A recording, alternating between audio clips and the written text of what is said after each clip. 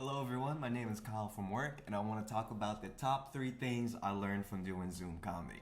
So in case someone's watching this video 20 years from now and doesn't know what I'm talking about, Zoom comedy is basically what happened after the pandemic when all the bars were closed, we couldn't do anything at comedy clubs, and we had to find a different way to do it.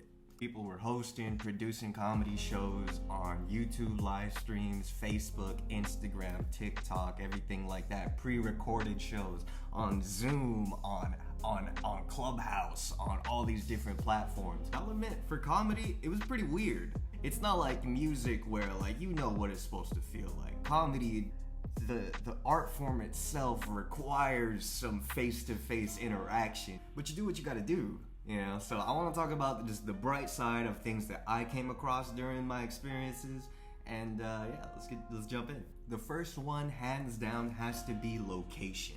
I'm located in San Jose, about 45 minutes to an hour south from San Francisco, Oakland, which is where most of our open mic comedy clubs are. Now, we did have some really good mics in our area, but unfortunately, pandemic, money, everything like that, they didn't make it. So thanks to Zoom comedy, I was able to at least go somewhere to test out some work, experiment, see what some crowds are like. And a lot of these Zoom comedies, it was a lot easier for them to give you feedback afterwards since we weren't like in a crowd or, you know, it was very private, very intimate. It also opened comedy to a lot of people.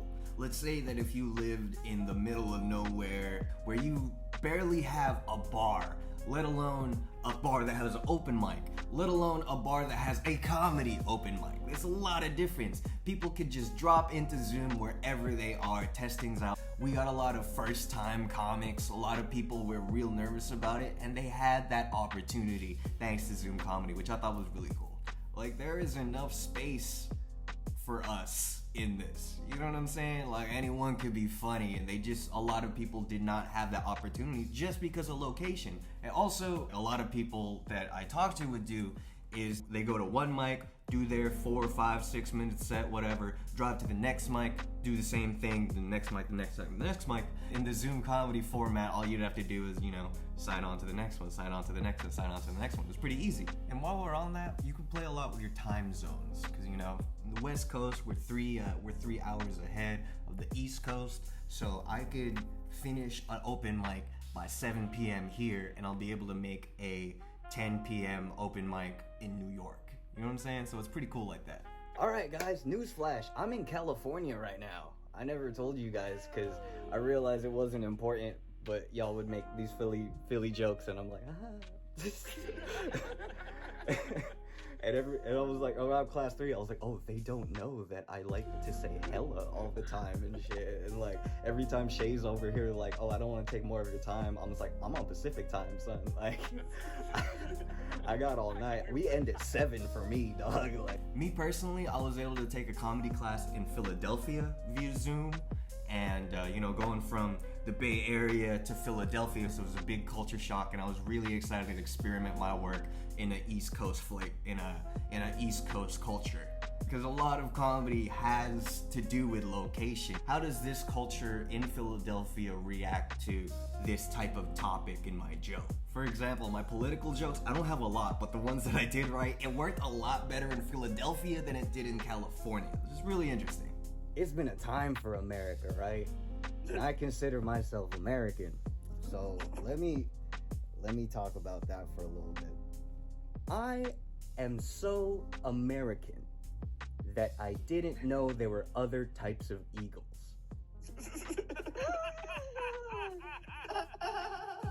Yes.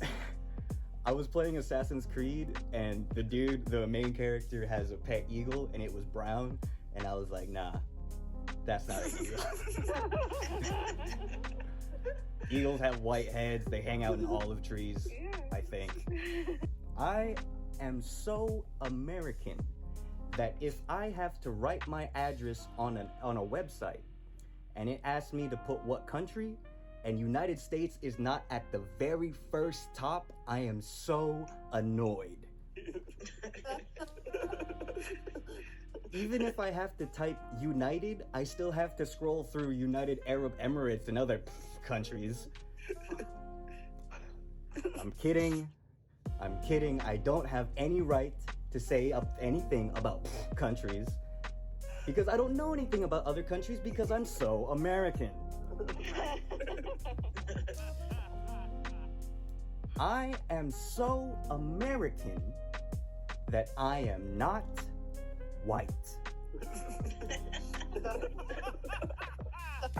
But I act black. And I am Asian. I play the trading card game Yu-Gi-Oh! At the competitive level.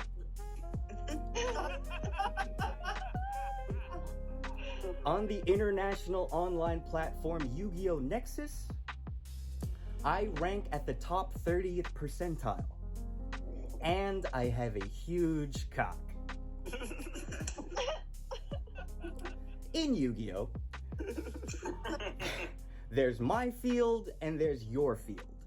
And we have a deck of 40 to 60 cards. We each have 40 to 60 cards. Of those 40 to 60, you could run up to 3 field spell cards. That means that if I have a water type deck and play a water type spell card, then I take over both of our fields to cover it with water, therefore giving me the advantage and giving you the disadvantage. So, by playing Yu-Gi-Oh! At the competitive level, I am so American that I have taken over someone else's land for my own benefit. And I have a huge cock. Thank you guys, that's my time. So location was great because it brought people to the mic.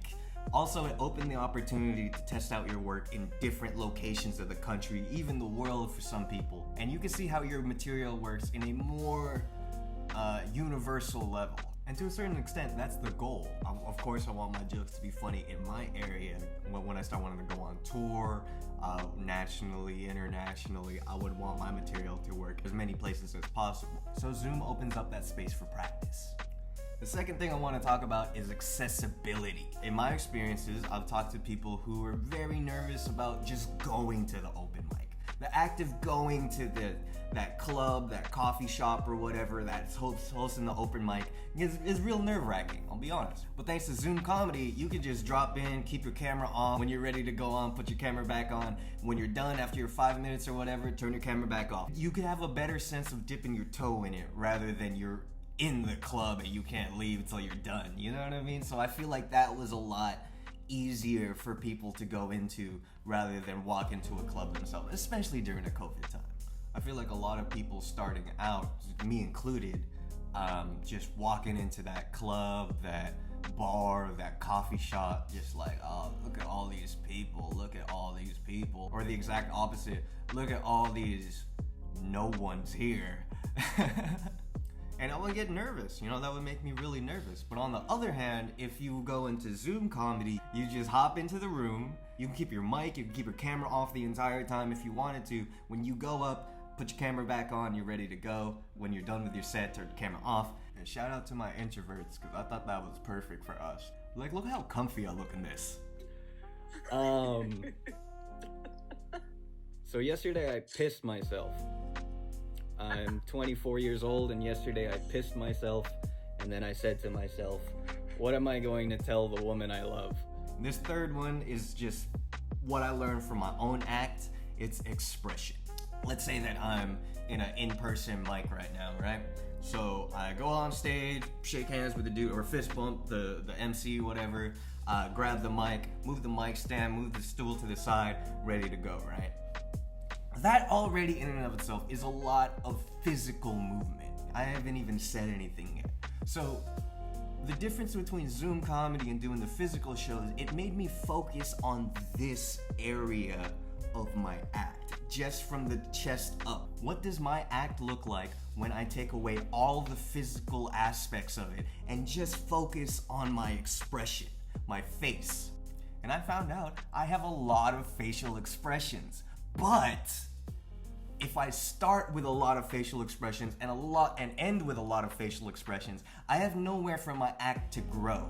So it's better if I start off monotonous with one little face. Let the expressions grow with the act. Give it a crescendo. Give it anything like that. I like hip-hop, obviously, you know? Like... And now, bringing it all together, I like to start my act sitting down in the stool, very monotonous, just like, hey, hello everyone, how you doing? So that now, as my jokes keep going, it gets more physical, it has a bigger growth. Would you rather go from here to here, or from here to here? You understand? I'm trying a new style today. Usually I open real big, I'm loud, I'm jumping all over the stage. But today, I decided to wear these pants. And I realized if I sit completely still, you have to look at them. Thank you. I hope that helps us look at the brighter side of things in this whole situation. Do you have any experiences about Zoom comedy, some pitfalls, some things you've learned? Let me know in the comments, please. Don't forget to like, comment, share. Follow me on TikTok, 444 Kyle from work, and y'all have a wonderful weekend. My name's Kyle from work. Thank you.